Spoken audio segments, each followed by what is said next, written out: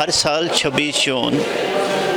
بحثیت international day against drug abuse اور illicit trafficking کے طور پہ منایا جاتا ہے۔ اس سال بھی آج کے دن ہم نے یہاں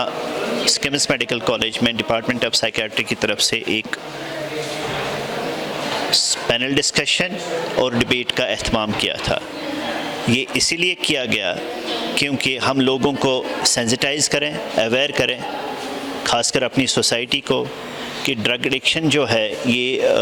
بائی چوائس نہیں ہوتی ہے، بائی چانس ایک بندے کو لگ جاتی ہے۔ کوئی ماں کی کوکھ سے ڈرگ ایڈکٹ بن کے نہیں نکلتا ہے، اس کے آس پاس کے حالات، ماحول کے حالات اور اپنی پریشانیاں کبھی کبھار اس لت کی طرف لے جاتی ہیں۔ اس سال کا جو تھیم ہے، جیسے ہر سال کا تھیم ہوتا ہے، تو اس سال کا تھیم ہے people first, stop stigmatization and discrimination, strengthen prevention. تو 3 پارٹس ہیں اس کے۔ پہلے ان جو ہمارے نوجوان اس دلدل میں ملوث ہوئے ہیں، اس تکلیف میں ملوث ہیں، ان کو بحیثیت ایک مریض کی طرح دیکھا جائے۔ وہ بھی انسان ہیں، وہ کسی بھی وجہ سے اس دلدل میں پھنس گئے ہیں۔ ان کے ساتھ کوئی بید باؤ، کوئی ڈسکرمنیشن نہ کرا جائے، کیونکہ جتنا ہم ان کے ساتھ ڈسکرمنیٹ کریں گے وہ ہمارے سامنے علاج کے لیے نہیں آئیں گے۔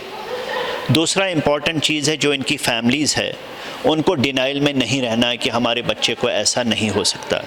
میں ایسی ہی تشبیہ دیتا ہوں جیسے خدا نہ خواستہ ہمارے گھر کے آس پاس کسی گھر میں، ہمسائے گھر میں آگ لگی ہو اور میں آرام سے چپکے سے اپنے گھر میں سو جاؤں، یہ سوچ کے کہ میرے گھر کو یہ چھوئے گا نہیں۔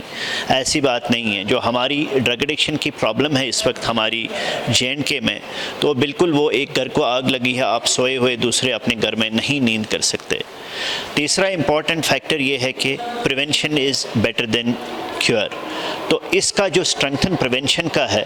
وہ ہماری سوسائٹی کا رول ہے۔ جو ہم نے آج مہمان جو ہمارے پاس آئے تھے وہ اپنے اپنے شعبوں میں بہت بڑے لیڈرز رہے ہیں، چاہے وہ خورشید احمد گنائی صاحب ہوں جو ہمارے فارمر ایڈوائزر تھے گورنر، آنریبل گورنر کے، تو انہوں نے جو باتیں رکھی ہمارے سامنے، ہمارے بچوں کے سامنے اور ہماری سوسائٹی کے سامنے، وہ آئی اوپنرز ہیں کہ ہم سب کو چوکنا رہنا ہے، بہت سینسٹیوٹی کے ساتھ اس پرابلم کو ڈیل کرنا ہے، اور جو سارے اسٹیک ہولڈرز ہیں، چاہے وہ ہیلتھ اینڈ میڈیکل ایجوکیشن ہو، ایجوکیشن ڈپارٹمنٹ ہو، لا انفورسمنٹ ایجنسی ہو، پولیس ہو، نان گورنمنٹل آرگنائزیشنز ہوں، یا ہمارے ریلیجیس لیڈرز ہوں، امام صاحبان ہوں، یا ہمارے سوشل ویلفیئر ڈپارٹمنٹ ہے، یوتھ سروس اینڈ سپورٹس ہیں، ایکسائز ڈپارٹمنٹ ہے، سب کو ایک ساتھ مل کے، ایک جٹ ہو کے، متحرک ہو کے ایک ساتھ اس جو نشاور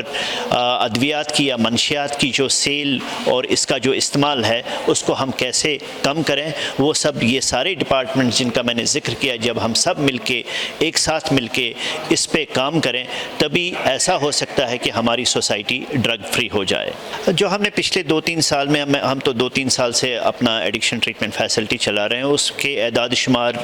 ڈیفینیٹلی وہ دل دہلانے والے اور ہمیں پریشان کرنے والے ہیں۔ تو پچھلے 1-1.5 سال میں تقریباً ہم نے 2000 سے زیادہ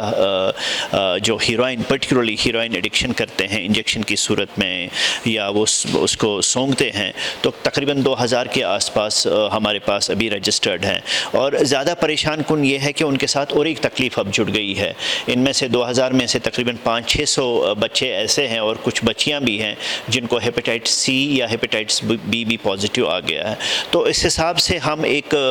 ہم سمجھیں گے کہ جو ہم دیکھ رہے ہیں وہ ایک ٹپ آف آئس برگ ہے۔ ہم تھوڑا سا دیکھ رہے ہیں جو ہماری ایکچوئل سوسائٹی میں، کمیونٹی میں چیزیں ہو رہی ہیں وہ ہمارے سامنے ابھی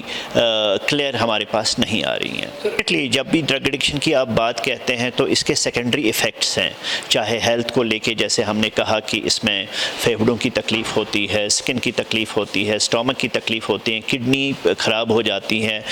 ہیپیٹائٹس C ہو سکتا ہے، ہیپیٹائٹس B ہو سکتا ہے، HIV ہو سکتا ہے۔ اسی طرح ایجوکیشن پہ اس پہ غلط اثر ہے، اسکول ڈراپ آؤٹس ہوتے ہیں، ہیں, بچے فیل ہو رہے ہیں, اسکول اٹینڈ نہیں کر رہے ہیں. اس میں اور جو آپ نے بہت اچھی بات کہی کہ جو لیگل ایشوز ہو رہے ہیں, ابھی جو